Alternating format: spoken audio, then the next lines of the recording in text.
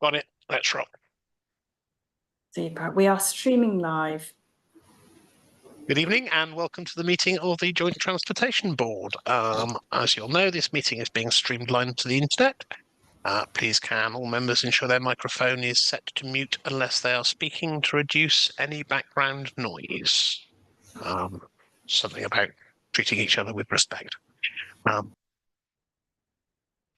I'll then move to the agenda, which has been circulated. So item 1, Gemma, any apologies for absence received? Thank you, Chair. We have apologies this evening from Councillor Alan Martin on the Folkestone and Hythe side, and we have apologies from Mr Hills and Mr Love on the KCC side.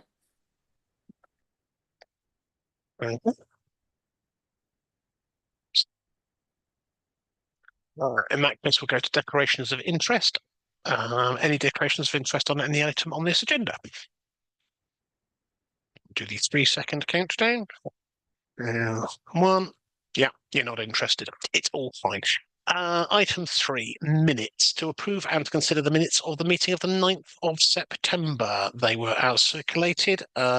Any issues with them, or are you content that they are signed as an accurate record? Jackie, is that a proposal? No, sorry, Chad. Yeah. At the end of the minutes of the last meeting, we asked for a reconvene with Stagecoach, but nothing has come through on the agenda, so I just thought I'd better raise it. I can do an update on that unless Gemma is holding it in her hand at the moment, but it has been agreed that there will be such a, and I think it's timetable for January, off the top of my head, but that was many emails ago, so I haven't got it. But yes, we have heard from Stagecoach. Yes, they will attend a meeting at JTB, and yes, I think it's in January, but if we can make sure that we circulate everyone with that date, or make a note, Gemma, that we'll circulate people with that date when we confirm that, that would be great. Absolutely, we'll follow that up for you. Thank you. Just admitted Dylan. I think I did just admit Dylan. Great. So then with that matter arising, are people happy to accept the minutes? That's Jackie proposing this time, I think. I seconded. That's everyone's waving. Yeah. Yeah, I think that's unanimous. In that case, we will go to the substance of the meeting. So we have the item 4, the Highways Forwards Work Programme, page 11 onward. Have we got James? Are you speaking to this at all? Yeah, evening, Chair. Can you hear me? Yeah, all good. Fantastic. What I'll do, Chair, I've just gone into the Forward Works Programme. If I start from Appendix A, I move through from there. What I'll do, Chair, I'll go from appendix to appendix. If anyone's got any questions, and please jump in and stop me. So, Appendix A, road, footways and cycleways renewals. Anybody got any questions with them at all in those schemes? Not on those. I'd like Romney Avenue done, but then I've said that before. No. Lovely. Right. Oh, bear with, my laptop is just frozen on me. Oh, here we go. Right. What else have we got here? Appendix B, drainage. There's only a few sites there. Anything from anybody? The things that were programmed from the 21st of October and the 24th of October and commencing the 12th of October, are they all now done or are they not done? Here we go. Investigation replacement of collapsed chamber commenced. Reading that, I would, yeah. Reading that, Chair, I would say they're still outstanding, or maybe still in progress there. Hey, could we just have a line dropped to us what the state of those 3? Yeah, of course we can. Thanks. Just bear with. Just making some notes. Hey, that's Jackie. Lovely.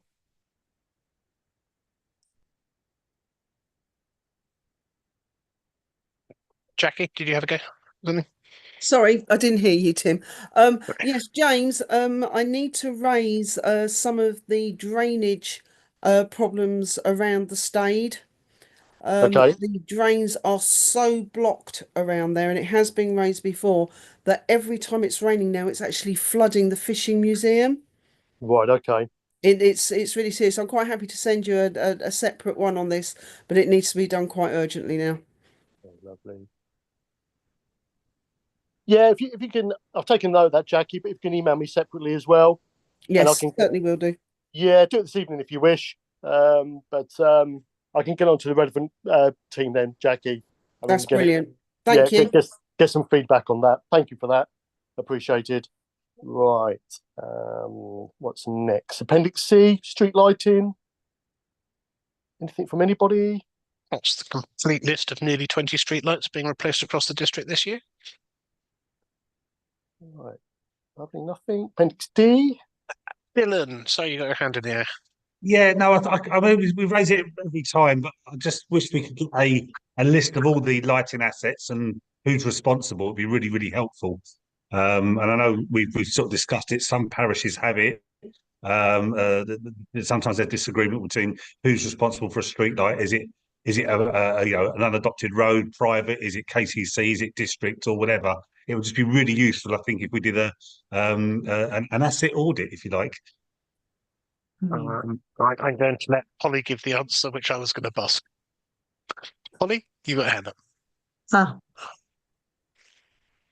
I have, but it was with a question rather than an answer. Okay, go for it. It's in fact 3 questions, all on Appendix D, and all about Cheriton High Street and active travel and so on. The first one was. Would we just hold and clear Appendix C, and then I'll come back to you. Oh, get the sorry, first I shot at thought that we one. were. Yeah. Sorry, do apologise. I think I have seen the. I think there is a schedule that I've seen relatively recently, Dylan, because the district have done a series of works to some of the columns which they had owned, and they were transferred, as I understand, to KCC when they had been brought up to standard. So I think we're out of most of the streetlight business. There may be a few parish ones as well, but I do not know about those. But if we could make a note, James, in terms of an asset list, could we have a list of, probably by exception actually, which lights in the district are not owned, as far as you're concerned, by KCC, but owned by someone else, and for those, by whom? Yeah, thank you, Chair. As far as I know, we have a system called WAMS, which is a Works Asset Management System. And as far as I know, it's not my remit, but as far as I know, if every KCC owned street light is pinpointed within a mapping system. So I would say it's kind of the other way up, really. I can point you at street lights within Sandgate, which are privately owned. For instance, I can point you at a couple by a car park which are district council owned. I can not point you at any that are parish owned, thank the Lord. But it's a list of those, so that when we get a complaint saying that street light isn't working, like I do for the private one from the person who owns it, regularly, that it would be easier to actually give a response back to them which is reasonable, as opposed to referring them to you and you coming back and going, I don't know whose light that is. No. The point I was getting to, as far as I know, what KCC owned street lights are pinpointed in the mapping system. Now, with regards to any other like parish owned street lights or private whatever, I'm not too sure that detail's in there. But I'll definitely take this away, Chair, and see what information we can get for you. That would be great. I certainly know in terms of the privately owned one, your highways officer ducked quickly enough, saying that's not ours, it's privately owned. So there's something listed somewhere. Okay. Fred, do we own a complete list of district council owned street lamps still? Yes, we do. But the bottom line is KCC, they're responsible for maintaining all of our own street lights. So if there's an issue with the street lights, it's best to contact KCC and they would look into it because they maintain our lights.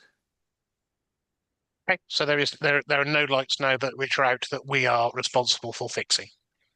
That has been the case. They've been responsible for maintaining all our lights. They've recently adopted another 300, which they're fully responsible for. So we'll just have to pay if there's an issue with our lights, but they will be maintaining and repairing them.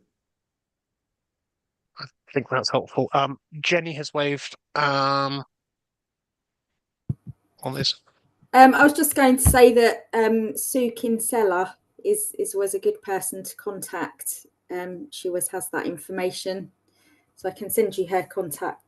I expect Dylan's got them, but she seems the best person to contact about street lights. Thanks, James. If it's take that on board, and if there is possible to say that non-owned list, that would be useful. But I take Fred's point on board that if it's district, then you're fixing it anyway. Anything else on streetlights, or we'll go to Appendix D and Polly. Thank you. I was a bit overly keen there. Mhm. Yes. Cheriton High Street. I see there's an item on pedestrian refuge islands. And the scheme's been cancelled due to insufficient carriageway. I'm just a bit unclear what that is. Is it part of the active travel scheme? Are there any further details? And shall I let you answer that before I go on to my other two questions about Cheriton High Street? James, that's with you. Yeah, that information I'll have to find out, Polly. Okay. Yeah, Okay. thank you. I've made a note of that. Thank you. Thank you. So the other questions were, I think also in the minutes, a review was planned for the active travel scheme, the stretch outside Morrison's, but between the Harvey and Radnor Park, for October. I know the scheme isn't quite finished yet, but I'm just wondering where we've got to with the review. And finally, my other question is, I've heard anecdotally that the works at the other end of the high street, including the 20-mile-per-hour zone, have been cancelled, but I can't find any sort of published information on the decision. So I was just after an update on that as well, please. James, anything on those? Yeah, I'll double check, Chair, but I did do some chasing up with regards to the scheme outside Morrison's, etc. And a review as well. So I'm sure we got some feedback on that, and I shared that. But I would double check. I did some chasing a couple of months ago, and I'm sure it's shared with all. I think the bit outside Morrison's, there was, as you said, they were going to, when they'd finished it, they were then going to review it. I think I recall seeing that email. I don't recall anything being said about the 20-mile-an-hour zone that was previously set up Cheriton High Street and where that's gone. I don't recall that being on an email, but if we could find that and circulate it, that would make us absolutely more informed. Thank you. Jackie, you also have your hand up. Yes, about the same scheme, I'm afraid. I'm wondering when it will be reviewed, because we're hearing again anecdotally that especially around the Morrison's junction, for want of a better word of calling it, there have been problems with cyclists going across. It's a cycle lane, but there's such a hard turn into there, you can't always see what's going across. Apparently, a cyclist kept his life in his hands the other day. It was very difficult. And there's a certain part as you're travelling down towards Cheriton, where the pavement is now sticking out where it didn't used to stick out, that doesn't have any form of marking on it. So if you're coming down there at night and the lighting is not the best down there, to be honest with you, it just looks like black road.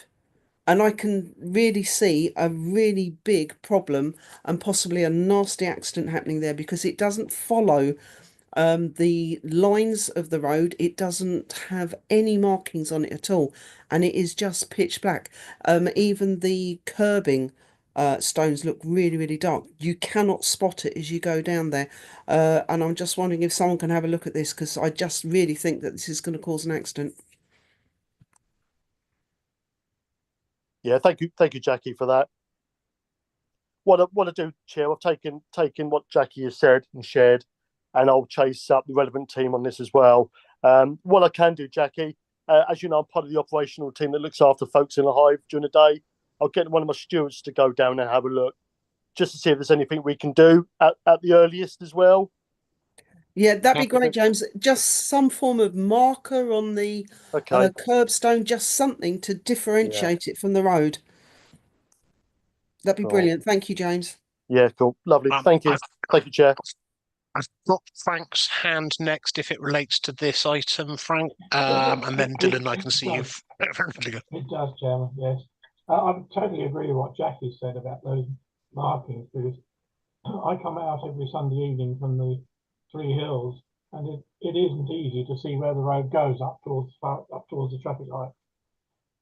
And the other thing is, it's also not easy when you're coming out from Three Hills to actually see if anybody's going to be coming across on a bicycle. There's no sight line there at all. I can only agree as somebody who pulled out of Three Hills at about 6:30 on Saturday morning, having slept there overnight. Frank, I can only agree with you that was not a pleasant place to cross, and I think all the way down there in the Morrison's Junction as well. It's not very clear. It's for a brand new scheme. It just doesn't feel very clear or safe. It feels like we've looked at the lessons of Ashford and ignored them. Dylan? Yeah, I mean, there are this and many other issues to do with the scheme. Not least, of course, 'cause it's still in implementation phase in terms of the works going on. I've had all of the residents along there by Morrison's. Of course, their drives have all been dug up, and there's no pavement for them to actually get out on to go on the road. They've got to walk into traffic effectively because they've got no area outside their house anymore whilst the work is being done. I think it would be useful if perhaps we got Jamie or someone from the Active Travel team to come and do a presentation to JTB. I think because the scheme is vastly different from what the original proposed scheme was. Obviously, it was re-looked at, rejigged, and it's been rejigged several times since as well. Not least because of Active Travel England interfering and saying that the scheme that we finally agreed wasn't suitable. So I think, Chair, if you're willing, we'll invite. Can we invite Jamie to come and do a presentation on what's happening with the Active Travel scheme? Because I think there are lessons learned if we end up doing it elsewhere. And there's often been talk about, doing the extension from Hythe to Dungeness and all the rest if ever money came available. So I think there are lessons here to be learned in terms of what's happened, how we've implemented it, and also the communication with residents, which hasn't, I'm afraid, been at the brilliant all the time. And indeed with members and district and county councillors as well. Not least, of course, as Polly has said, with the 20-mile-an-hour zone being dropped. Now, I was told that officially about 6 months ago. But again, that hasn't really gone out as a message. And there was even discussion about, do we have a sign up saying welcome to, I don't know, Cheriton Commercial Zone or something, just to make people aware that this is a different area and to mind their speed. So I think, as I say, just to reiterate, let's get it on the agenda for next time. Be very happy for that. And James, if you could make sure the appropriate, James and Gemma, if you could make sure the appropriate people are invited for that. That'll be Stagecoach and Active Travel. Our cup runneth over.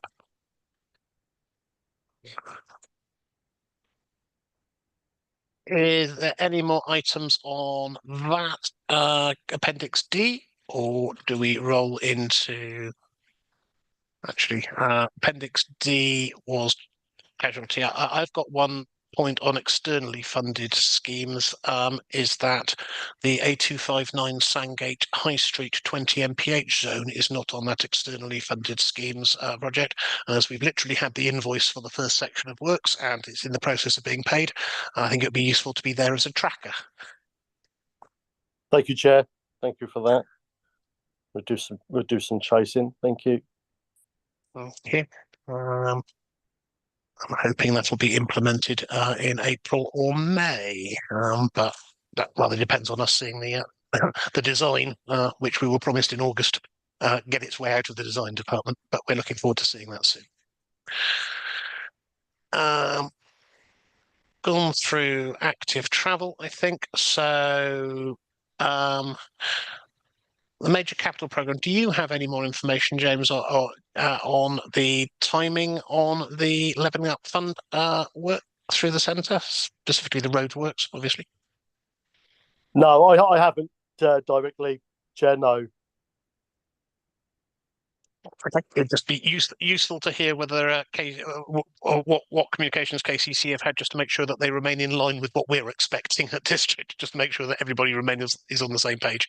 Very much the point of this. So if we could just have an update of where you think we're at, then we can make sure that Fred and James are nodding in agreement furiously at that stage and go, yes, we're all in line. Okay, lovely. Thank you, Chair. Grand.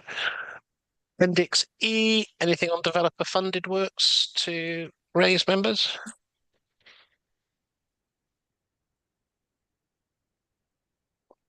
No. I'm going to take that as a no, although it would be remiss of me, and I'm sure Rory wouldn't forgive me if I didn't mention that Cheriton High Street and Cheriton High Street, Cheriton Approach, that despite the developer saying that a pedestrian crossing from the Range side to the Tesco side isn't something that they should put in because their development isn't the Range side of the road, they made that junction two ways, making it bloody dangerous to cross from the Range to Tesco's. And if you're going to make the junction more dangerous, then it is for you to mitigate it by putting in the signage to control it, not just say it's not my problem, because it is caused by them. And I don't know which language to say this in, but when somebody gets hit over there, I'm going to point directly at Taylor Wimpey and say, you caused that accident. And I'll be in line behind you, Tim. And I genuinely don't know how we can, what we have to do, aside from waiting for somebody to be seriously hurt on that junction, for some variety of clue to the pedestrians coming through which direction the traffic is coming from at that, so that they at least have a sporting chance of running across there, as opposed to just having to gamble. I'm quite happy at any stage to meet anybody from the walking team, from Taylor Wimpey, to walk it, and they can try the gamble with me. And after we've done it 3 or 4 times, perhaps they'll get it. But it's unacceptable that we leave it like that, James. Oh, I can sense your frustration with it, Chair, and you know that I've done the best. Well, not the best. I will continue doing my best to assist you on this, as I have tried the last few months. Is it trying to move forward with this site, Chair? Is it worth us setting up a site meeting? Have we got to that point? Yes. Well beyond that point. Let's do that. Yeah, shall we? Because I know Councillor Love has felt strongly regarding this site, as of yourself. Jackie has obviously spoke up, and I feel maybe to try and move forward, a site meeting, a site walkthrough could be a positive thing, Chair. That would be grand. Let's set that up, and if we can make sure that any member of JTB is welcomed to attend if they wish to. I know that many of us, despite it not being directly in our ward, it impacts the people who are. So I'm sure that there may be more than 3 or 4 of us there. But if we could set that up, as you say, I think in terms of engaging with that, it's just not. It's not right that we leave it. It's not right that we don't mention it. Thank you, Chair. Thank you for that. I genuinely do appreciate that you understand the issue. It's just that we need somebody else to understand this issue who will actually make change happen. No, like I said, I can totally feel your frustration with the site, Chair, and I've done my best to try and assist and get others on board and express your concerns. And maybe, like we said, maybe a site meeting walkthrough could be a way forward. Well, let's give that a shot. It can't make things worse. Lovely. Thank you, Chair. Thank you for that. Let's continue through to Appendix F then, please.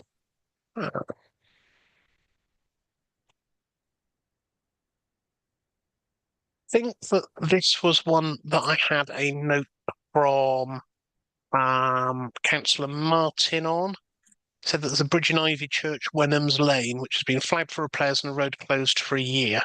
And he doesn't know when it's going to reopen. I can see that. Is that's Wenham's Lane, Old Romney? Do you think that's likely to be the same? Yeah, scheme? if I could jump in, Chair. I think Wenham's Lane, I've discussed the bridge recently with Councillor Hills. With regards to bridge refurbishment. I think more of a case of does funds need to be spent on the bridge for refurbishment? But could the funds have been kind of sent elsewhere? But that's the only one I've dealt with, I think, recently with Councillor Hills. Yeah, this Councillor Martin, but I'm sure it's on the same page as Councillors. But as I understand it, he said that Wenham's Lane in Ivy Church has been flagged. The bridge there has been flagged for repairs, and the road has been closed for a year. Villagers were surprised it was prioritised for work, as it's not a much used road, but are now frustrated that the road's being closed for a year, and not reopened. So either the road needs, the repairs are not a priority and the road needs reopening, or the repairs needed doing and then the road reopening. But leaving the road shut without any indication of when it's opening again seems like giving up on it a bit. Just so you know, a bit of an update on that, Chair, that I've on the back of my discussion last week with Councillor Hills, I've emailed the structures teams since discussing it. I'm just waiting for a response from them. So yeah, until I get feedback from them, Chair, I have nothing else to kind of add on that. But we are speaking about the same bridge. Grand. Well, if we could have, when you've got that feedback on that, and we've got an indicator, the clearest possible indication of when the road will be reopened, repairs or otherwise, if we could circulate all members, because Councillor Martin was asking about that one. Lovely. Thank you, Chair. Thank you. Any other items on that list members want to go to? Oh, in that case, Appendix G, traffic system. And Jackie. Thank you. It's on there about basically the traffic crossing at Blackpool Road by Mead Road, which is basically the one that's used by Mundella School. I'm just wondering when that will be programmed in for the works done, because anything we can do to slow traffic down and make it safer for the kiddies crossing needs to be done as quickly as possible, please. We have an indication, James, as when that's likely to be programmed. Yeah. Thank you, Chair and Jackie. As you can see, not yet programmed, but I do the best I can with the traffic systems team, and just trying to get a window, potential window when the works will go ahead. Thank you. What's the name of the school again? Is it It's Mundella. That's it. Thank you. Yeah, it's Mundella, and I'm currently doing in the process of doing a slow your speed sign competition with the school as well. So if I could know when you're looking at doing those works, we can try and coincide. So we do a double whammy there. We might get a little bit more reaction and get those cars slowed down. Lovely. Thank you. I'll move through Appendix H at some speed, as there are limited combined members grant programs updates. Appendix I, road markings, there are none programmed. That said, there are the district lining program, Fred, on the call. I've mentioned a number of times to Paul about the fact that there are outstanding lining works throughout Sandgate, including a number of refreshes that have been said, and delivery bays to be marked, and double yellow lines and things like that. And those works have been coming now for about the last 2 months. Every time it will be in the next week or so for the last 2 months, and they're still not here. Are the lining teams, are they okay? Yes, Chair. We have got a huge backlog. The contractor that we're currently using had some issues with the van that he was using, the truck, and the second contractor had loads and loads of jobs in Canterbury and other places. But we are actively chasing, so they are out this week, and the weather's good. So hopefully that list will be cleared soon.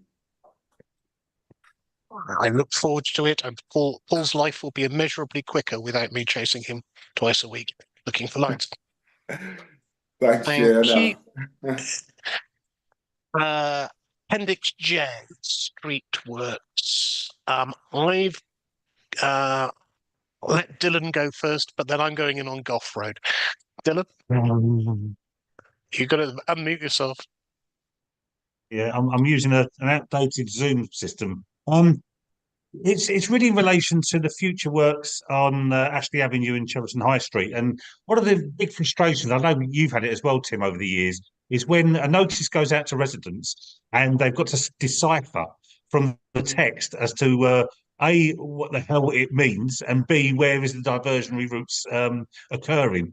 And I think it would be really useful. It says on there will be letters going out to residents, that the information goes out in a graphic format as well, so that people are really clear and aware what the impact will mean, because it's quite a sizable area that we're talking about here, and the effect is going to be great, not least with the bus routes and a lot of through traffic as well.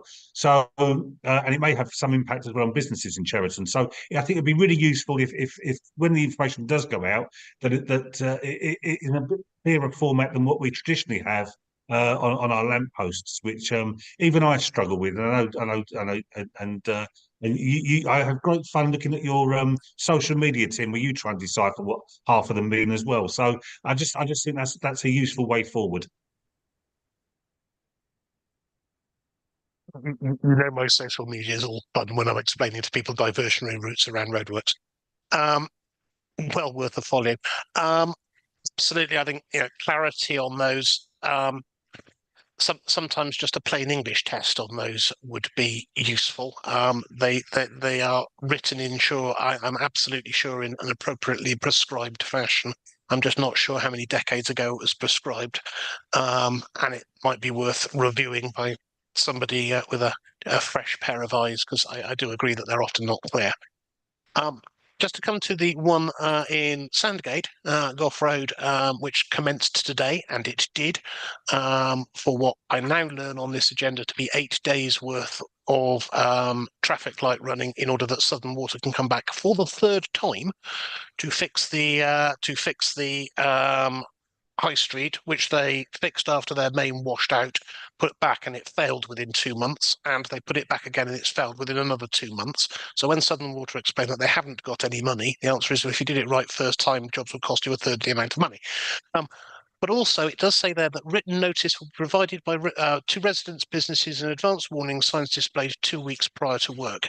Can I absolutely promise you that there has been no written warning to either businesses or residents, or more than one sign which went up on Friday advertising these works, despite the fact that we're now in lights control on Sandgate High Street and businesses are kicking off. And I know it didn't go to local residents and businesses, because I am one of each. And I do not have the letter which you didn't send. So whoever was responsible for making sure that went out, James, can we give them the appropriate feedback that when they say that this stuff has got to happen, it's actually got to happen? Yeah, thank you for that, Chair. I've got a couple of good contacts. Sarah in Streetworks, she's the Streetworks East manager, so I'll have a chat with her with that, and include some of her staff as well. But no, you're right. If written notice had been given, advance warning signage has been put up, and none of it had happened, it's not acceptable, Chair. But no, I'll email the manager at the earliest. I will separately raise with the highway steward. Obviously, the quicker we could get off the high street, the better. But you can only dig a hole as quickly as you dig a hole. But it would be nice if it didn't take 8 days for a major route. Anyone else have any hole-based questions? No. In that case, I think we have hit the bottom of that report, unless people think otherwise. Grant? Thank you for that then, James. Thank you for taking us through that. And we will Lovely. go on to the winter service policy, pages 29 to 46. I don't know if this is a significant change on previously or not, but I'm sure you can guide us through it. I'd be grateful. Just bear with us, Chair. No, nothing has changed. Can you hear me, Chair? My laptop has just decided to play up. We can hear you again now. There was a moment's outage, but you're back. Coincided with my laptop deciding to crash on me, Chair.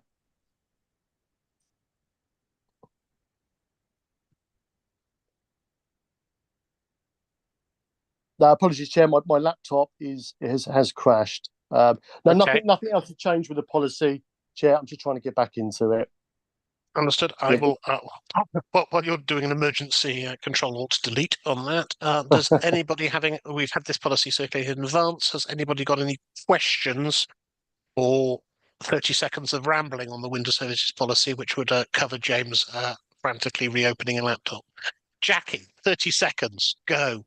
Right, really quick ramble. I'd just like to confirm that Folkestone Town Centre have actually checked all of their salt bins, and we've made sure that they're actually all full up. So anyone else who's members of their local parish or town councils, please make sure that your guys and girls do the same, because it will help a little bit, especially on the pavements, which can become treacherous. Thank you. Agreed. That's why we check ours throughout the year, Jackie. Dylan. Yeah, I mean, it says in the report one sort bags will be provided to parish councils. I just wondered if there's a need due to adverse weather, perhaps in one particular area, that will further salt bags be available, or will they need to purchase them after the initial delivery of salt bags to them?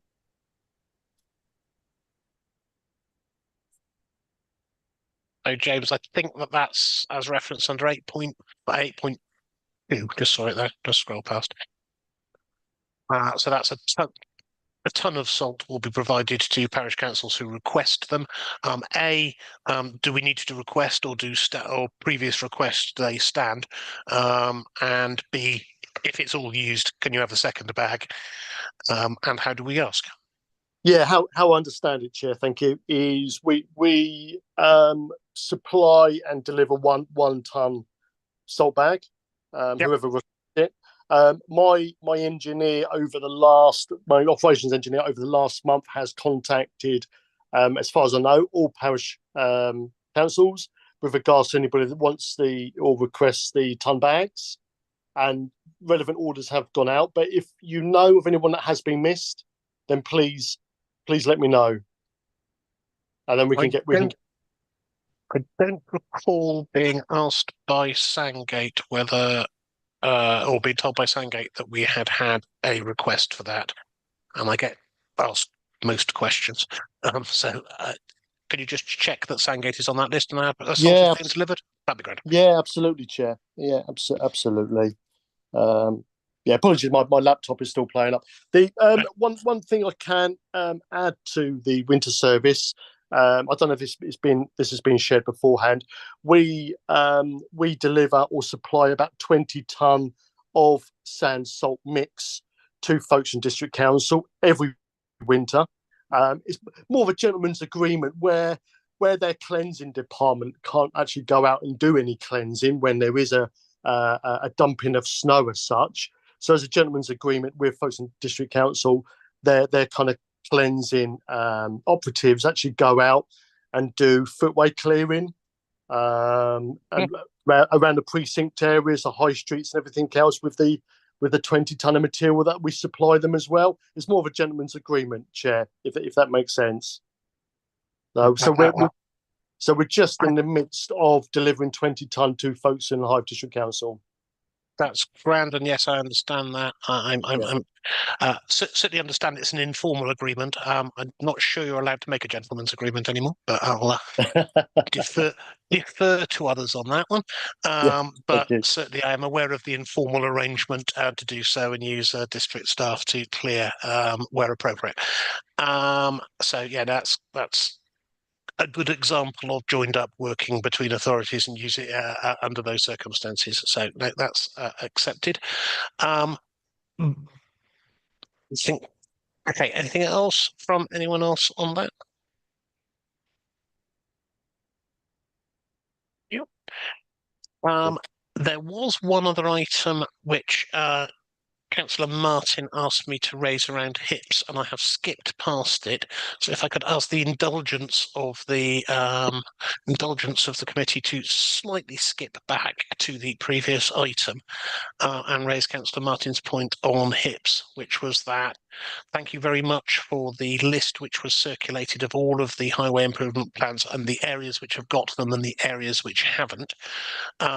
His question was can we have an active encouragement? Is there any ways that we can help actively encourage parishes within our areas that do not have a HIP to do one? He's getting a certain amount of resistance from some areas to do that, and any genuinely this is a good idea for these reasons that he can give them would really help him encourage them to take that up. And secondly, he wanted to see if there was any option under the circumstances that a parish or something did not wish to do a HIP for a particular reason, that they thought that was involving them in being committed to something or whatever reason that they have decided not to, whether it could be considered by Kent as to whether there's an alternative process whereby a HIP could be put in place around a parish if they didn't want to.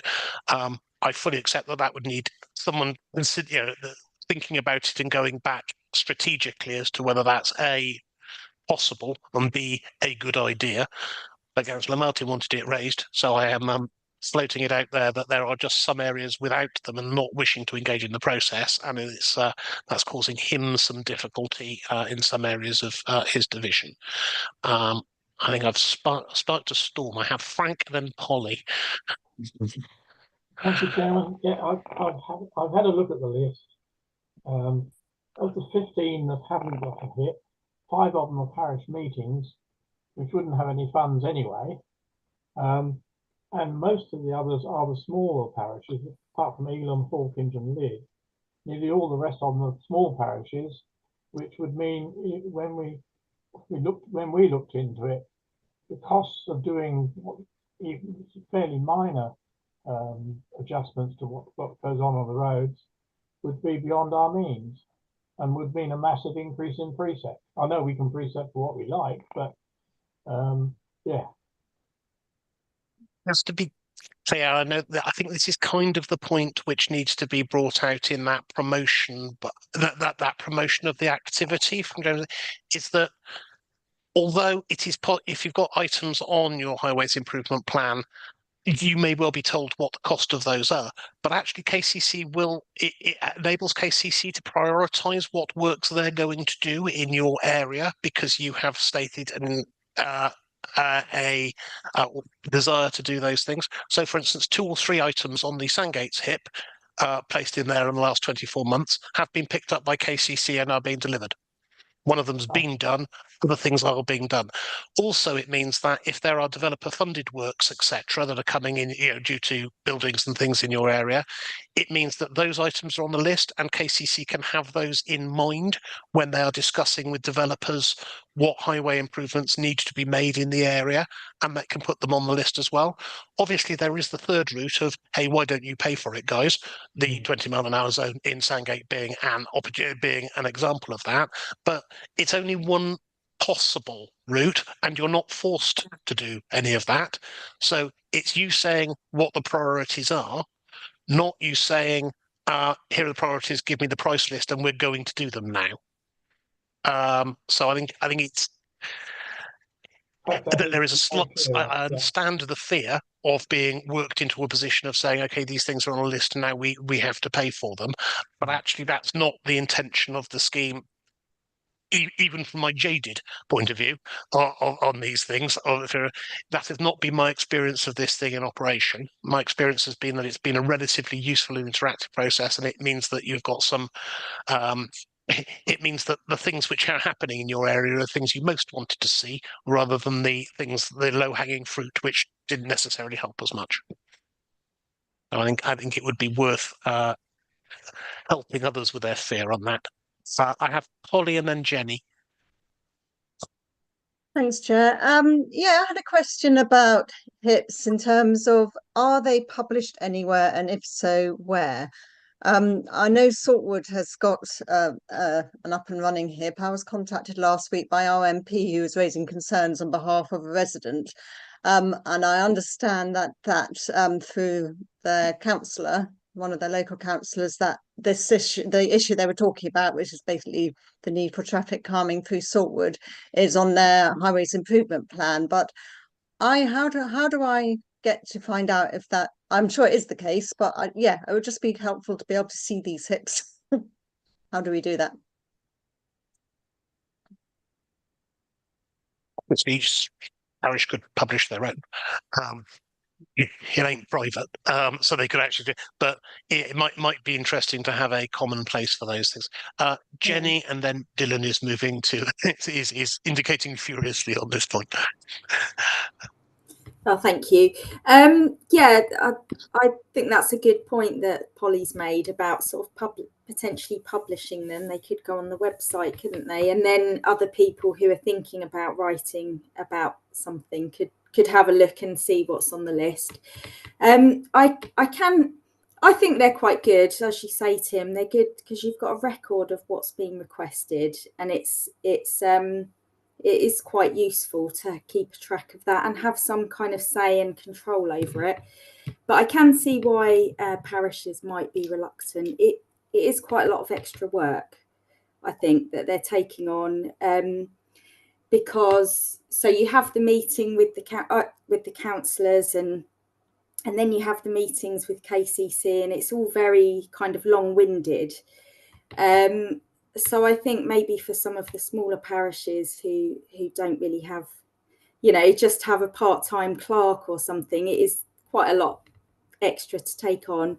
As KCC councillor, I tend to sort of deal with a lot of the communication. People will send requests to me, and I'll go to the meetings and support where I can.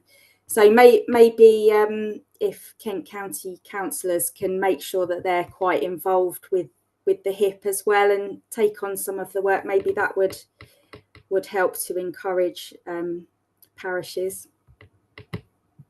Maybe we can include that in a things that you could do, Pat. Dylan?